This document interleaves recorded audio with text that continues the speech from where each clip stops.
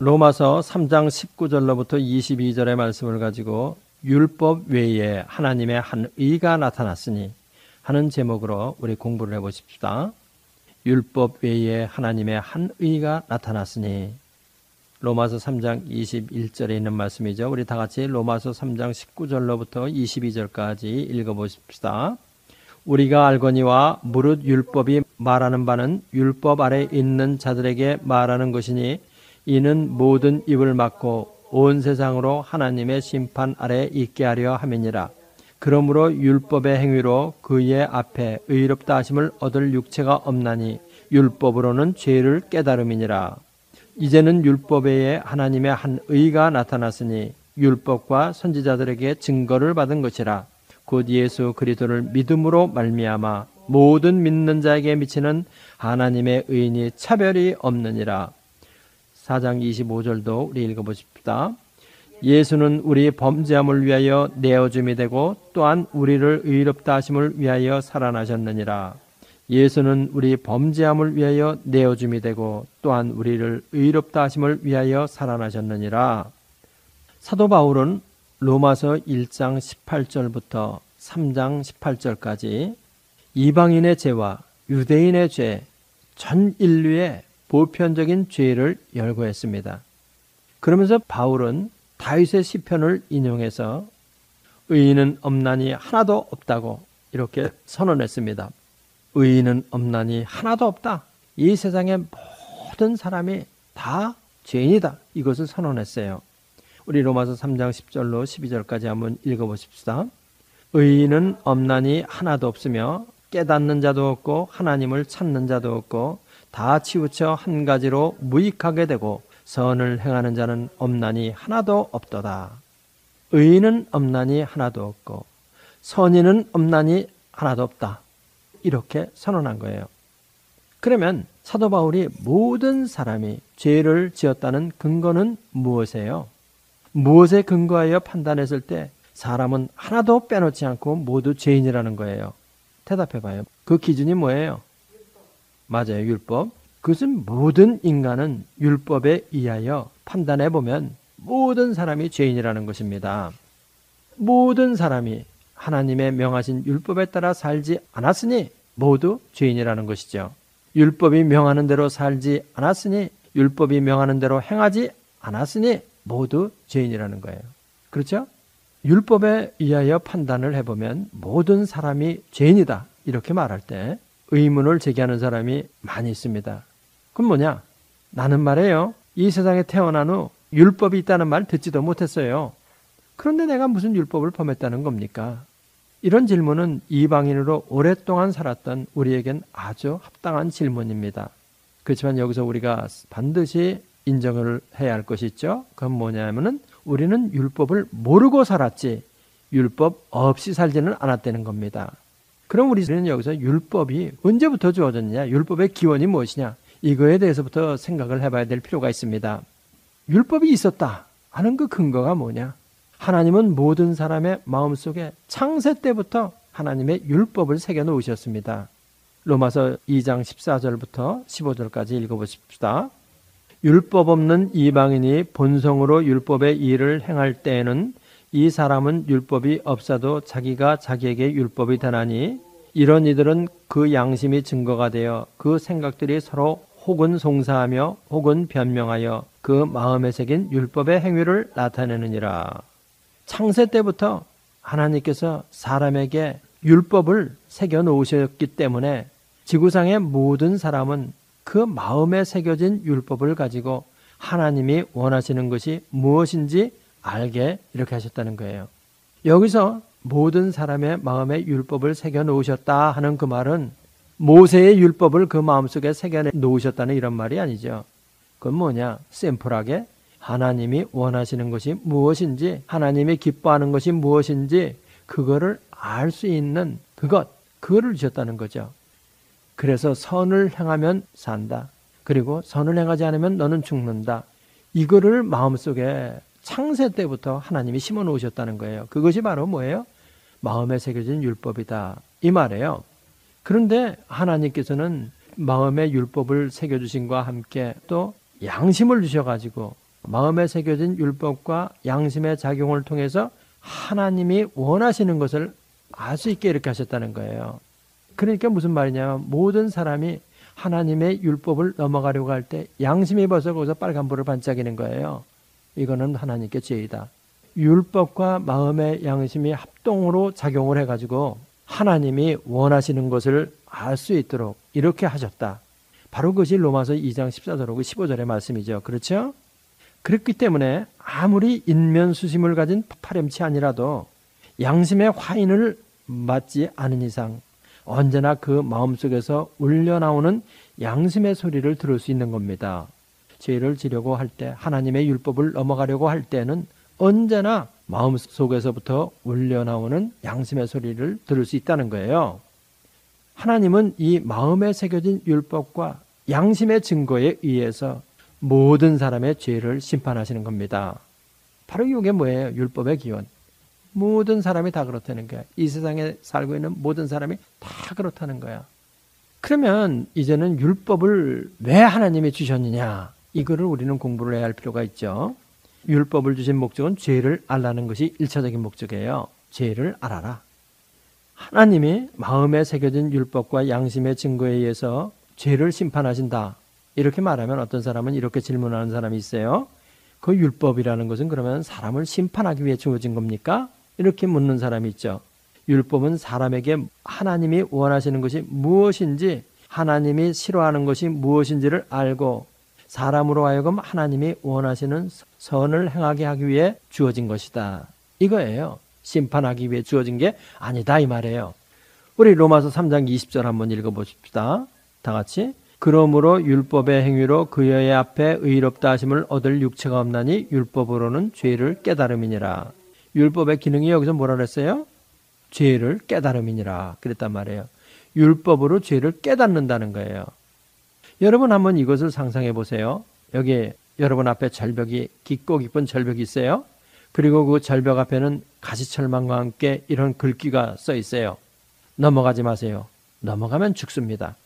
그런데 어느 짓궂은 사람이 이것을 무시하고 넘어가 절벽에 떨어져 죽었습니다.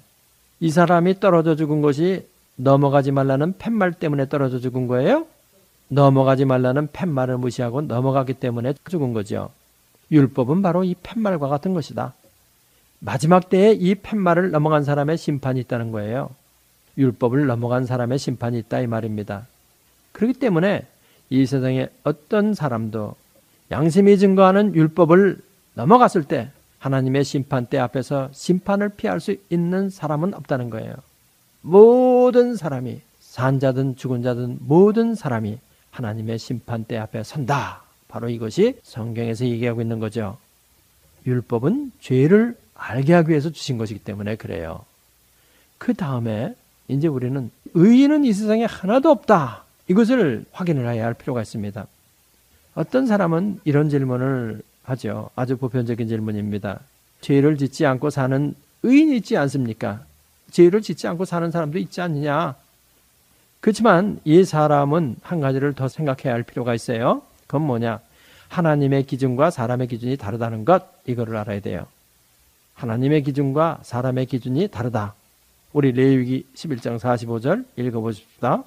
나는 너희의 하나님이 되려고 너희를 애굽 땅에서 인도하여 낸 여호와라. 내가 거룩하니 너희도 거룩할지어다. 여기 누구처럼 거룩하라고 그랬어요? 내가 거룩하니 너희도 거룩하라. 여호와처럼 거룩하라. 하나님의 율법은 우리에게 하나님처럼 거룩할 것을 요구하는 거예요. 하나님처럼 거룩해라. 베드로전서 1장 15절도 우리 또 읽어보십시다.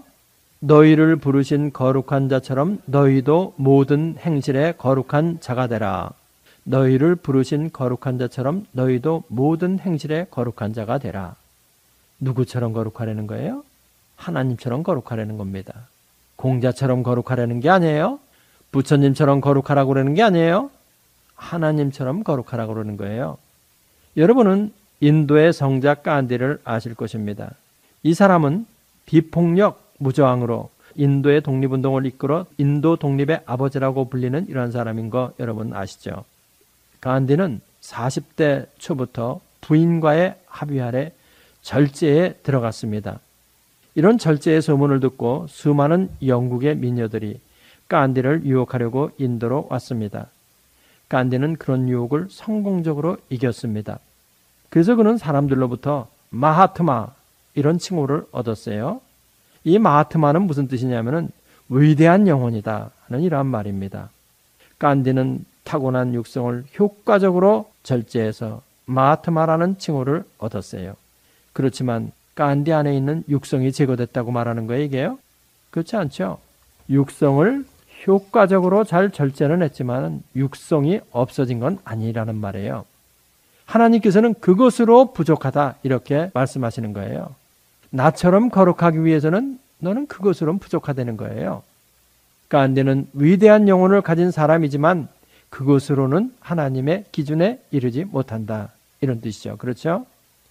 제가 말씀드리려고 하는 것은 인간으로서 이러한 위대한 영혼을 가진 사람을 폄하하려고 하는 것이 아니고 성경적 입장에서 인간의 진상을 알려드리려고 하는 말이에요.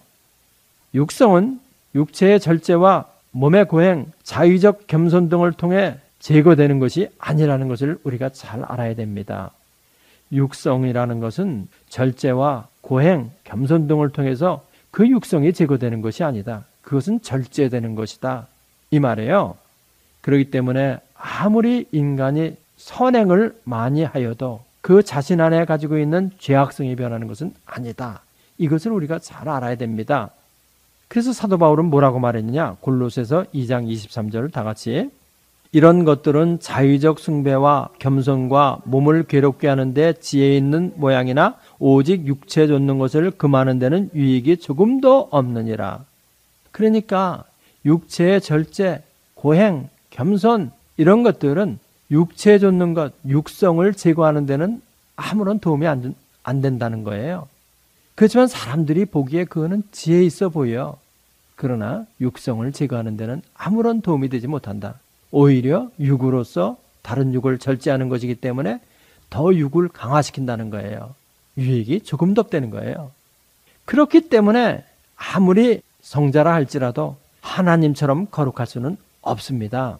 만에 하나 죄를 안 짓는다 할지라도 하나님이 원하시는 의인이 될 수 없다 이거예요.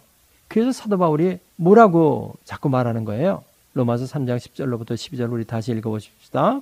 의인은 없나니 하나도 없으며 깨닫는 자도 없고 하나님을 찾는 자도 없고 다 치우쳐 한 가지로 무익하게 되고 선을 행하는 자는 없나니 하나도 없도다. 그렇죠? 다 치우쳐 한 가지로 무익하게 되고 선을 행하는 자는 없나니 하나도 없다. 그러면 율법을 어기고 하나님처럼 거룩하게 살지 못한 자들 운명이 어떻게 정해져 있느냐? 심판이 정해져 있다는 겁니다. 그래서 시편 9편 7절을 보면 뭐라고 되어 있느냐? 여호와께서 영영히 앉으심이여 심판을 위하여 보좌를 예비하셨도다. 여호와께서 영영히 앉으심이여 심판을 위하여 보좌를 예비하셨도다. 사도 바울은 또 다음과 같이 인류의 모든 죄의 결과를 말하고 있어요. 로마서 2장 12절 우리 읽어보십시다. 무릇 율법 없이 범죄한 자는 또한 율법 없이 망하고 무릇 율법이 있고 범죄한 자는 율법으로 말미암아 심판을 받으리라. 다시 한번 무릇 율법 없이 범죄한 자는 또한 율법 없이 망하고 또는 율법이 있고 범죄한 자는 율법으로 말미암아 심판을 받으리라. 그러니까 모세의 율법을 받았느니 안 받았느니 또는 우리는 율법을 알고 살았느니 모르고 살았느니 율법이 없었느니 있었느니 그런 거 다 필요 없다는 거예요. 율법 없이 범죄한 자는 율법 없이 망하고 율법 있고 범죄한 자는 모두 율법으로 말미암아 심판을 받는다. 율법을 가지고 율법을 자랑하던 유대인들은 율법으로 심판을 받아 율법으로 망하고 율법 없이 범죄한 이방인들은 율법 없이 마음에 새겨진 율법과 양심의 고소에 의해서 망하게 된다. 심판을 받게 된다. 이거를 말하는 거죠. 그렇죠? 계시록에 심판하는 장면이 묘사되어 있습니다. 우리 요한계시록 20장 12절로부터 15절까지 읽어보십시다. 또 내가 보니 죽은 자들이 물온데 서하고 그 보좌 앞에 섰는데 책들이 펴있고 또 다른 책이 펴있으니 곧 생명책이라. 죽은 자들이 자기 행위를 따라 책들에 기록된 대로 심판을 받으니 바다가 그 가운데서 죽은 자들을 내어주고 또 사망과 음부도 그 가운데서 죽은 자들을 내어주매 각 사람이 자기의 행위대로 심판을 받고 사망과 음부도 불못에 던지오니 이것은 둘째 사망 곧 불못이라. 누구든지 생명책에 기록되지 못한 자는 불못에 던지우더라. 여기 보니까 모든 죽은 자들이 무엇에 의하여 심판을 받느냐? 자기의 행위를 따라 책들에 기록된 대로 심판을 받는다 그랬어요. 자기의 행위를 따라, 행위에 따라서 심판을 받는 거예요. 모든 사람이 행위에 의해서 심판을 받아서 영원한 심판에 처해질 수밖에 없다. 행위에 의해서 심판을 받아 영원한 어둡고 캄캄한 암울한 운명에 빠질 수밖에 없다. 이것이 바로 인류에 대한 예언입니다. 이 세상에 있는 모든 인간은 죄인이라는 것, 그래서 심판을 피할 수 없다는 것, 그래서 이 영혼이 불과 유황이 타는 못에 던져질 수밖에 없다는 것, 이것이 바로 모든 인류에 대한 절망적 선언입니다. 이 절망의 벽에 부딪혀 본 사람이 아니면 아무도 구원의 참 의미를 안다고 할 수 없습니다. 이것이 바로 사도 바울이 말한 바 로마서 3장 19절에서 우리가 알거니와 무릇 율법이 말하는 바는 율법 아래 있는 자들에게 말하는 것이니 이는 모든 입을 막고 온 세상으로 하나님의 심판 아래 있게 하려 함이라 한 말의 의미입니다. 행위에 의해서는 모두가 하나님의 심판 아래 있다. 그런데 이러한 암울한 운명에 처한 인간들에게 새로운 전환이 시작되었죠. 새로운 전환이 시작된 거예요.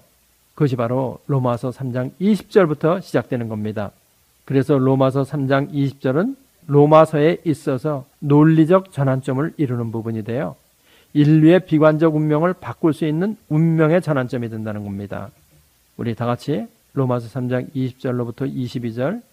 그러므로 율법의 행위로 그의 앞에 의롭다 하심을 얻을 육체가 없나니 율법으로는 죄를 깨달음이니라. 이제는 율법 외에 하나님의 한 의가 나타났으니 율법과 선지자들에게 증거를 받은 것이라. 곧 예수 그리스도를 믿음으로 말미암아 모든 믿는 자에게 미치는 하나님의 의인이 차별이 없느니라. 아멘. 이제는 율법 외에 하나님의 한 의가 나타났다. 율법 외에 하나님의 한 의가 나타났으니 율법과 선지자들에게 증거를 받은 것이라. 율법의 행위로 하나님 앞에서 의롭다 하심을 얻을 육체가 없기 때문에 율법의 행위에 의해서는 하나님 앞에서 심판을 피할 수 없기 때문에 율법 외에 하나님의 한 의가 나타났다. 이거를 선언하는 거예요. 여기서 관심을 가져야 할 말이 율법 외에 하는 이 말이에요. 율법 외에.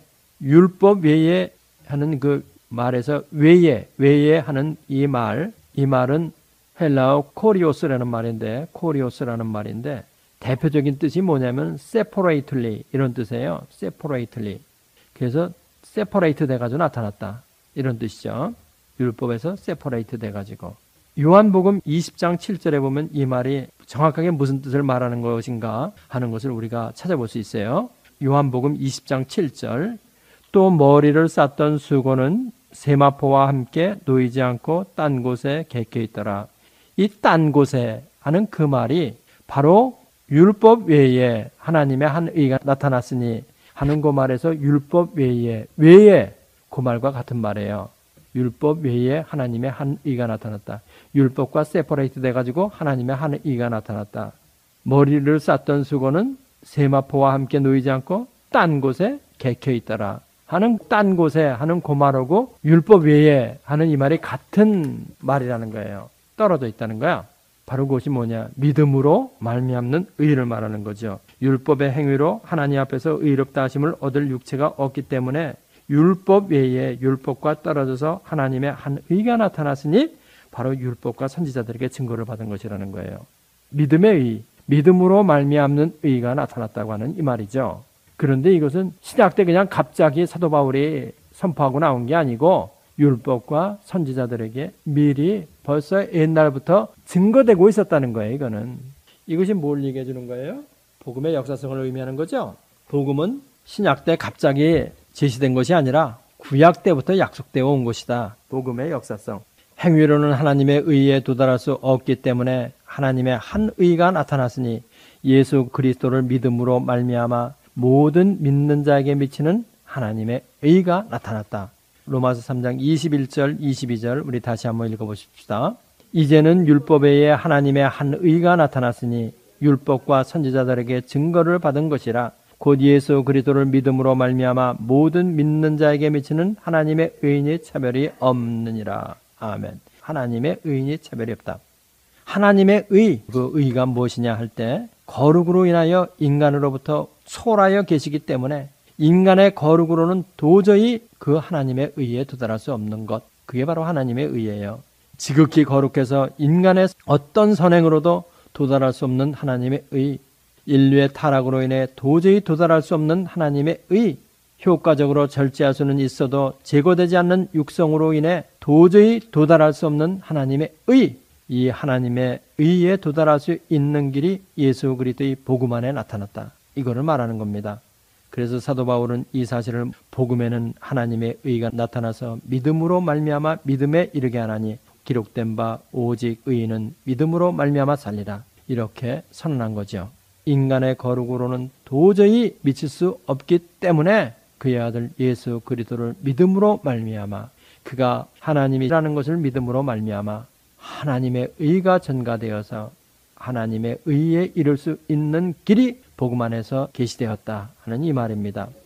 로마서 1장 17절 복음에는 하나님의 의가 나타나서 믿음으로 믿음에 이르게 하나니 기록된 바 오직 의인은 믿음으로 말미암아 살리라 함과 같으니라.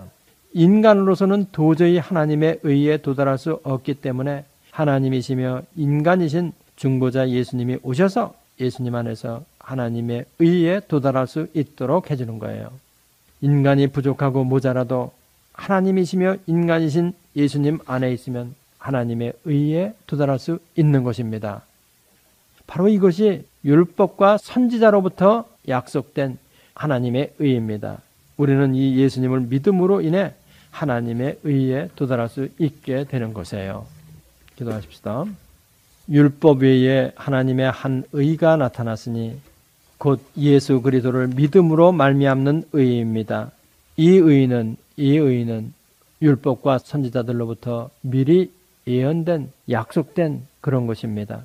우리는 예수 그리스도를 믿음으로 말미암아 하나님의 의에 도달하고 의롭다함을 얻어 심판에 이르지 아니하고 이 영혼이 예수님과 함께 신천신지에서 하나님의 영광을 찬미하며 살아가는 저희들이 다 될 수 있도록 축복하신 줄로 믿습니다. 예수 그리스도를 믿음으로 말미암는 의가 우리의 가슴 속에 차고 넘쳐서 항상 의의 확신 속에서 살아갈 수 있는 우리들이 다 될 수 있도록 축복하여 주옵소서. 인터넷을 듣고 CD를 듣는 모든 분들에게 하나님의 이 의에 대한 확신이 차고 넘치기를 원합니다. 예수님의 이름으로 기도합나이다. 이 성경 공부를 하신 분은 곧바로 라이크 버튼을 눌러주세요. 여러분의 수고가 하나님 나라 확장에 큰 도움이 됩니다.